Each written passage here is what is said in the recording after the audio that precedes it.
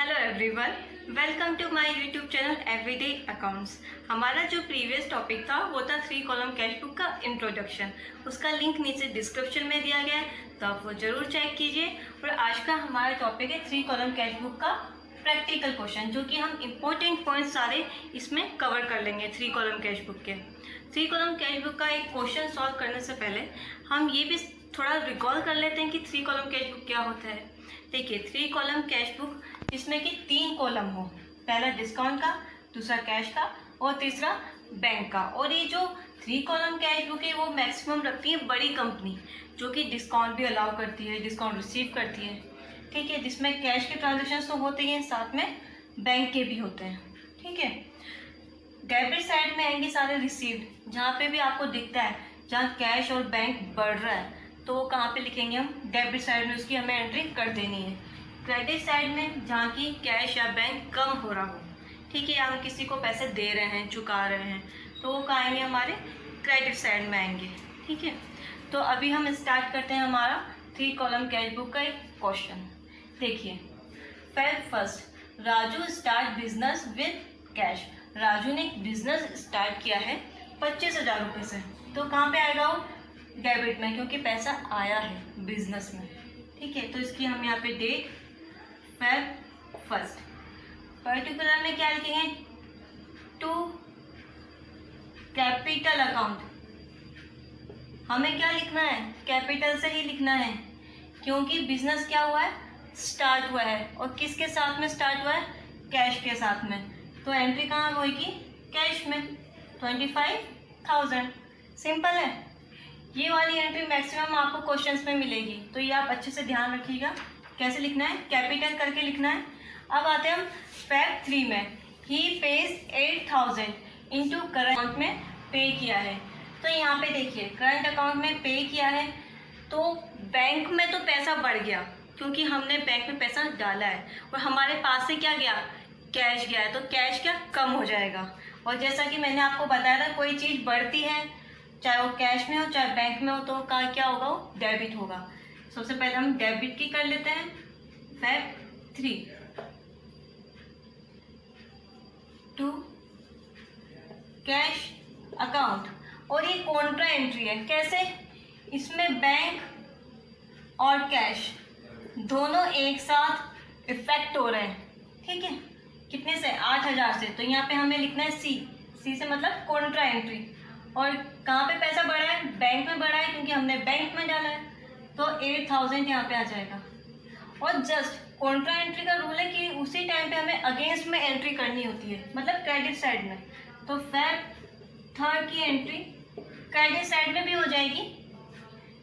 लिखना है हमें बाय के साथ। ठीक है, by bank account. Contra entry इसलिए हमें यहाँ पे भी सी लिखना है। और कहाँ से पैसा कम हुआ था? हमारे कैश के साइड से। तो यहाँ क्या लिखना है हमें? यहाँ पे अमाउंट लिखना है 8,000, जो कि हमारा अमाउंट है।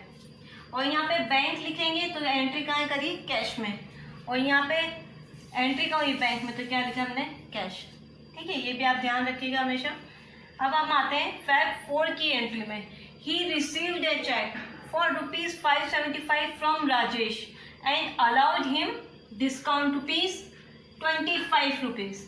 ठीक है, तो उसने चेक रिसीव किया है, मतलब कि उसने कुछ पहले बेचा होगा, सेल किया होगा, तो उसको क्या? पैसा मिला। क्या मिला? पर उसको चेक मिला। तो इसकी एंट्री कहाँ होगी? यहाँ पे होगी, क्योंकि यहाँ पे कैश और बैंक। मैं बताऊंगी बढ़ क्या रहा है, पर कुछ भी बढ़ रहा है तो वो क्या आएगा? डेबिट में आएगा। तो फैक्ट 4 के 2 के साथ हमें लिखना है, जैसे कि हमें पता है किससे लिया है? राजेश से लिया है। तो टू राजेश अकाउंट। अब देखिए, इसने चेक रिसीव किया है 575 का, पर यहाँ पे ऐसा कुछ भी मेंशन नहीं है कि चेक उसी दिन डिपॉजिट हो गया है। अगर उसी दिन डिपॉजिट हो गया होता तो उसकी एंट्री हम कहाँ करते? बैंक में करते हैं। पर यहाँ पे उसी दिन डिपॉजिट नहीं हुआ है, तो उसकी एंट्री कहाँ पे करेंगे? हम कैश में करेंगे। कितनी? 575। उसके बाद हम देखते हैं अलाउड हिम डिस्काउंट ₹25। हमने उसको क्या साथ में डिस्काउंट भी दिया है। हमने उसको डिस्काउंट दिया तो हमारे लिए क्या हुआ? लॉस हुआ। और नॉमिनल अकाउंट के अकॉर्डिंग जितने भी लॉस होते हैं, जितनी भी हानि होती है कंपनी में, उसे क्या करना है, डेबिट करना है। एक्सपेंसेस को भी डेबिट किया जाता है नॉर्मल अकाउंट के अकॉर्डिंग। तो यहाँ पे क्या आ जाएगा हमारे डिस्काउंट की कॉलम में 25 रुपीज़। सिंपल है। उसके बाद हम आते हैं फिर 8 में। He draws a cheque ₹800 for personal use. ध्यान से देखिएगा, फॉर पर्सनल यूज। उसने बैंक से पैसे निकाले हैं, यहाँ चेक निकाला है, कितने का, 800 रुपये का। अब आप यहाँ पे ये मत कर दीजिएगा कि बैंक से तो पैसा कम हो गया और कैश में पैसा बढ़ गया, ठीक है, मतलब यहाँ पे हमने कॉन्ट्रा एंट्री कर दी। नहीं, यहाँ पे कॉन्ट्रा एंट्री नहीं होगी और बच्चे इसी में सबसे ज़्यादा मिस्टेक करते हैं। पर ऐसा कुछ भी नहीं होगा, क्योंकि यहाँ पे क्या, पर्सनल यूज़ के लिए निकाला गया है। पर्सनल यूज़ के लिए बैंक से निकाला है तो सीधी साधी हम एंट्री का बैंक में कर देंगे, सिर्फ इसकी कॉन्ट्रा एंट्री नहीं होगी, ठीक है। फिर 8 में देखिए, by drawings account. Drawings account क्यों, क्योंकि यहाँ पे हमने पर्सनल यूज के लिए लिखा है, उसे क्या बोलते हैं, ड्रॉविंग्स बोलते हैं। कितना, 800 रुपये। सिंपल है। कॉन्ट्रा एंट्री क्यों नहीं हुई है मैंने आपको बता दिया है। नेक्स्ट हम आते हैं Feb 11 में। He draws a cheque ₹1000 for official use. किसके लिए, ऑफिशियल यूज के लिए हमने चेक विड्रॉल किया है, निकाला है। तो देखिए ऑफिशियल यूज के लिए होगा तो यहाँ पे क्या बनेगी हमारी कॉन्ट्रा एंट्री, क्योंकि एक तरफ से पैसा कम हो रहा है और एक तरफ से पैसा बढ़ रहा है। अब देखिए कहाँ पे कम हो रहा है, कहाँ पे कम हो रहा है, ज़्यादा हो रहा है, ये भी हम देख लेते हैं। देखिए हमने चेक निकाला है बैंक से, तो बैंक में तो क्या हुआ, कम हो गया। कहाँ पे बढ़ा, कैश में बढ़ा। तो कैश में बढ़ा तो सबसे पहले हम कर लेते हैं डेबिट में एंट्री। पहले Feb 11 का टू बैंक अकाउंट एंट्री कहाँ होगी, कैश में होगी, क्योंकि कैश में पैसा बढ़ रहा है। कितना, 1000। तो ये हमने कैश में एंट्री कर दी और इसके जस्ट अगेंस्ट में एंट्री हम करेंगे क्योंकि कॉन्ट्रा है। तो यहाँ पे भी हम Feb 11 की कर देते हैं, बाय कैश अकाउंट, ठीक है।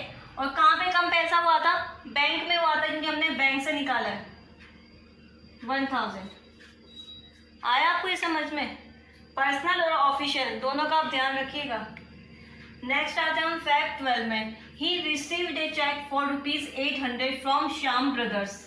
कि उसने एक चेक रिसीव किया है किससे, श्याम ब्रदर्स से।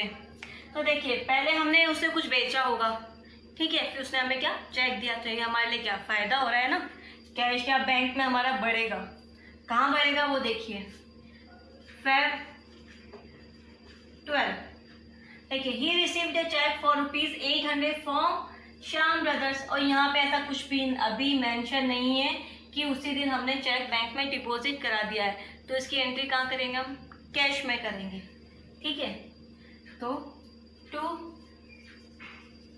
श्याम ब्रदर्स अकाउंट कितना, 800। कैश में क्यों करा, आपको समझ में आ गया, क्योंकि ये चेक उसी दिन डिपॉजिट नहीं हुआ है बैंक में और यहाँ हमें हमारा पैसा बढ़ रहा है, इसलिए हमने डेबिट किया है। अब आता है Feb 13 में। He deposited into bank Shyam brothers cheque for ₹800। कि उसने चेक जो मिला था श्याम ब्रदर्स से वो डिपॉजिट भी करा दिया है। तो इसकी एंट्री कहाँ होगी, दोनों तरफ होगी, क्योंकि हमारे पास तो कैश कम हो गया है, क्योंकि जो हमारे पास कैश था वो हमने बैंक में डिपॉजिट करा दिया है। तो एंट्री कुछ ऐसे होगी, देखिए Feb 13 की टू श्याम ब्रदर्स अकाउंट। कहाँ पे बढ़ा पैसा, बैंक में बढ़ा है, तो यहाँ पे आ जाएगा 800। और Feb 13 by Shyam brothers account. यहाँ में हमें कॉन्ट्रा लिखना है, हम भूल गए थे, यहाँ पे भी हमें एक बार कॉन्ट्रा लिख देना है। Feb 11 में भी कॉन्ट्रा था, हमने लिखा नहीं है, तो कॉन्ट्रा जरूर याद रखिएगा। Feb 13 में बाय श्याम ब्रदर्स कहाँ से पैसा कम हुआ था? कैश से कम हुआ है, क्योंकि जो हमारे पास कैश था वो हमने बैंक में डिपॉजिट करा दिया। तो कहाँ पे आएगा अमाउंट? यहाँ पे क्रेडिट साइड में कैश के कॉलम में 800 रुपीज़। तो ये हो गया हमारा रिकॉर्ड जो हमने लिख कर दिया है, इसकी सारी एंट्रीज लिख दी है। अब हम इसका बैलेंस निकालेंगे। बैलेंस कैसे कि डेबिट के कॉलम को क्रेडिट से लेस कर देना है। और एक बात ध्यान रखिएगा, मैं हमेशा जितनी भी कैश बुक की वीडियोस है मैंने आपको एक चीज़ जरूर बताई, कैश का डेबिट साइड हमेशा ज़्यादा होगा क्रेडिट साइड से। इन दोनों के केस में नहीं, सिर्फ इसके केस में, सिर्फ कैश के। ठीक है, अब हम इसको ऐड कर लेते हैं और यहाँ पे आ जाएगा हमारे बाय बैलेंस CD। ये नेक्स्ट ईयर का या जब भी हम फिर से ये बनाएंगे कैश बुक, ये उसका ओपनिंग बन के आएगा। ठीक है, तो अभी क्या लिखेंगे? By balance CD। अभी इसके हम ऐड कर लेते हैं। यहाँ तो 25 हुआ है, तो यहाँ पे भी हमारे ठीक है। अब इसको 25,575 1,800 को हम ऐड करेंगे और इन दोनों को ऐड करेंगे, तो कर लेते हैं हम 27,375। अब इसमें से हम इसको लेस कर देंगे। यहाँ पे आया हमारे कितना? 8,800 में से 27,375 हम ले, तो यहाँ आता है हमारा 18,575। ये इसका बैलेंस निकल गया है कैश का। ऐसे ही हम बैंक का भी निकाल देते हैं। यहाँ के बैंक में आएगा 8,800। ठीक है, तो यहाँ पे हमें लिख देना 8,800 और यहाँ पे लिख देना है 27,375। और इसमें से हमें इस अमाउंट को लेस कर देना है, मतलब 1,800 को 8,800 निकाल देना है। तो यहाँ पे आएगा हमारे 7,000। तो ये हो गया हमारा बैलेंस इसका, कैश और बैंक का। तो ये हो गया हमारा आज का 3 कॉलम कैश बुक का एक क्वेश्चन, जिसमें कि हमने सारे इम्पोर्टेंट पॉइंट्स कवर कर लिए हैं 3 कॉलम कैश बुक के। और हमारे वीडियोस आपको अच्छा लगा होगा तो इसे लाइक कीजिए और अपने दोस्तों के साथ शेयर कीजिए and please subscribe my channel, ताकि आपको हमारे वीडियो सबसे पहले दिखाई दें। And thank you for watching my video.